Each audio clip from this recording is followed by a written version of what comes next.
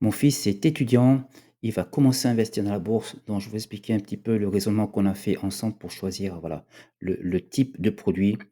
Je lui ai conseillé cela parce qu'au niveau des retraites, c'est assez compliqué actuellement. On ne sait pas de quoi sera fait l'avenir.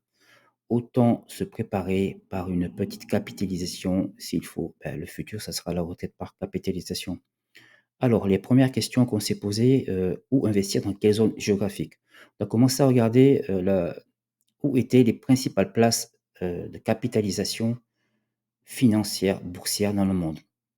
Comme vous voyez sur le schéma de gauche, évidemment, c'est les États-Unis, qui écrasent un peu tout le reste du monde, entre 50 et 60.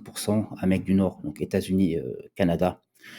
Se trouve, en deuxième position, l'Europe, loin derrière la Chine et les autres pays.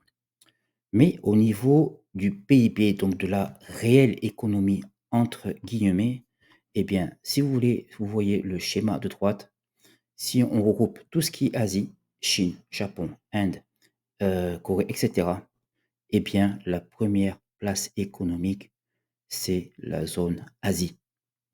Donc voilà, aujourd'hui, on n'investit pas dans l'économie, on ne conçoit pas des sociétés, on va investir, dans la bourse, dans la finance, donc bien là où ça bouge, donc forcément, il faudra passer, aux États-Unis et on relève, où il y a 2 pays qui sont quand même assez équilibrés entre, la valorisation financière et la pondération de l'économie, qui sont le Japon et l'Inde, donc ça sera surveillé. Donc on part sur les États-Unis et maintenant on va regarder un petit peu ce que ça donne au niveau de la performance sur les 10 dernières années. Si on prend les indices boursiers des principales places financières sur les 10 dernières années, on retrouve en tête et sans surprise les États-Unis avec le SP 500 et en deuxième position, belle surprise, l'Inde. Et vous voyez, si on prend, l'indice mondial, ils sont aux troisième place à 155. Le reste est quand même assez loin. Bon, eh bien, comme on l'a vu la différence entre l'économie et la place boursière en Chine, il y a une forte économie, mais voilà, c'est peu valorisé en bourse. Il y a peu, d'entreprises qui sont cotées en bourse en Chine. Il y a des grosses interventions de l'État, on va pas se mentir, c'est pas une démocratie là-bas. La stabilité, on n'en sait rien et les investisseurs n'ont pas confiance. Donc malgré que ce soit la deuxième puissance économique, eh bien, au niveau boursier, ça reste encore faible. L'Europe est un petit peu faible, mais c'est aussi parce que ce n'est pas dans la culture des entreprises de rechercher des financements à travers la bourse ou des capitales. On va plutôt rechercher, des financements à travers le système bancaire. Donc ici, SP 500, alors c'est soit du full SP 500, soit un petit mix SP 500 et Inde. Maintenant, nous allons voir sur quel type de produit nous pouvons investir. Au niveau des produits financiers, eh bien, nous avons comparé 2 principaux, les actions et les ETF. Finalement, l'ETF, ce sont aussi des actions, c'est un panier d'actions. Et pour un débutant, pour un investissement long terme, une gestion passive avec un risque moindre, diversifié, sans, travail à faire, sans analyse approfondie des entreprises, sans commencer à tout vérifier, sans complexité, eh bien, l'ETF est loin, loin devant. Et là, c'est ce que préfère mon fils, quelque chose de passif où il ne doit pas trop se casser la tête. Donc, nous optons pour l'ETF. Maintenant, nous allons voir la conclusion, quel type d'ETF et où ça. En conclusion, nous avons choisi un ETF, dont nous prendrons un ETF sur le marché américain, un ETF sur le marché indien. Et maintenant, nous allons voir avec le capital de 200 € par mois et un horizon de temps de 40 ans, combien nous pouvons espérer gagner. Nous avons fait une simulation avec trois hypothèses. All-in SP 500, donc un seul ETF, all-in, un ETF sur l'Inde et un mix. Voilà, 70% SP 500 et 30% sur l'Inde. Alors attention, attention à ce tableau, attention à ces gros chiffres. Voilà, ça fait toujours rêver. J'ai vu beaucoup, beaucoup de vidéos là-dessus, mais j'ai vu très, très peu, pour ne pas dire jamais, un portefeuille commencé il y a 10 ans avec cette stratégie et le résultat obtenu. Donc attention, on est sur de la théorie plus des performances passées qui ne prédisent pas les performances futures. Donc, si on fait un all-in sur le SP 500 avec, un rendement de 10,5, donc là, j'ai enlevé, l'inflation, on arrive à 1,5 million. Évidemment, ça fait rêver.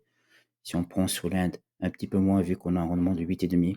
Et si on fait un mix où on arrive à peu près à 10 net, donc avec une inflation moyenne de 2,5, on arrive à 1,3 million.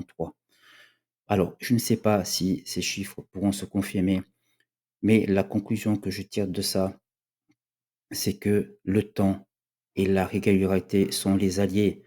Inversement, chaque mois ou chaque trimestre, peu importe, cette discipline-là, avoir cette discipline-là et le faire pendant 40 ans, vous pouvez avoir un très, très, très beau résultat. Donc, nous allons opter pour pour le portefeuille mixte pour bénéficier de la performance et du volume des États-Unis et en même temps, eh bien, un petit 30 sur l'Inde pour, voilà, profiter de sa croissance future si elle est présente. Et ensuite, évidemment, nous pourrons ajuster s'il y a des changements, cette répartition plus tard. Nous allons choisir maintenant concrètement les ETF que nous voulons acheter. Donc, pour les sélectionner, je vais dans justetf.com. Je clique dans sélecteur d'ETF, ETF par thème, et là, j'ai toute la liste. C'est un peu plus facile pour trouver donc SP 500, ETFN, mais vous avez aussi par secteur, matériaux, voilà, etc., etc. Ici, je sélectionne ETF End, donc j'arrive sur cette liste-là. Et là, je vais rentrer mes critères. Vous voyez en bas à gauche, vous pouvez aussi entrer comme critère éligible au PEA. Ça, ce sont pour mes compatriotes français. Moi, je suis en Belgique, je n'ai pas de PEA, donc c'est sur CTO. Et ce que j'aime bien, c'est d'avoir un type de distribution capitalisant. Donc ça, c'est vraiment le plus important, donc pas distribuant, voilà, capitalisant. Les dividendes sont réinjectés automatiquement dans votre ETF et en réplication, comme moi je suis sur CTO, je peux prendre une réplication physique complète et ensuite ce que je regarde, c'est la taille du fonds. Je ne prends pas un ETF qui a une taille de fonds inférieure à 1 milliard. Voilà, c'est un petit peu comme pour les actions, il y a des petits volumes, des volumes faibles. Ensuite, quand vous voulez les revendre à un moment donné assez rapidement, ça peut être, compliqué. Donc attention, en tout cas, c'est mon choix. Et nous avons retenu donc 2 ETF, le iShares et le Franklin Templeton. Alors mon fils, quand il a vu que l'iShare était à 8 euros, il m'a dit: «Ah, c'est cool celui-là, je peux en acheter plus et cetera». Mais je dis: «Attention, attention aux frais». Donc le TER, il est à 0,65 par an, quoi. Ah, c'est exagéré, donc il faut enlever de votre performance annuelle. Pour moi, c'est beaucoup trop cher. Le Franklin qui a un prix d'entrée de 37 euros, un peu plus cher, surtout que là, bon, sur, cette année 2025, la croissance de l'Inde, enfin de l'ETF en tout cas, n'est pas folle. On espère que ça va, repartir. Donc là, 0,19 par an, le TER, c'est quand même beaucoup plus raisonnable. On est dans la moyenne de ce qui se fait, allez, généralement dans, les ETF, même s'il y en a des plus bas. Mais tout ce qui est, ETF, local, sectoriel, par pays, a des frais toujours plus chers de ce qui suit, les gros indices comme le SP 500. Voilà, j'espère que cette vidéo vous a plu. Vous avez vu un petit peu notre raisonnement. On fera un prochain épisode avec le portefeuille réel qu'on aura acheté et on fera des petits épisodes, peut-être chaque mois pour suivre le portefeuille de mon fils et également mon portefeuille. Je vous souhaite une bonne journée et je vous dis à la prochaine fois.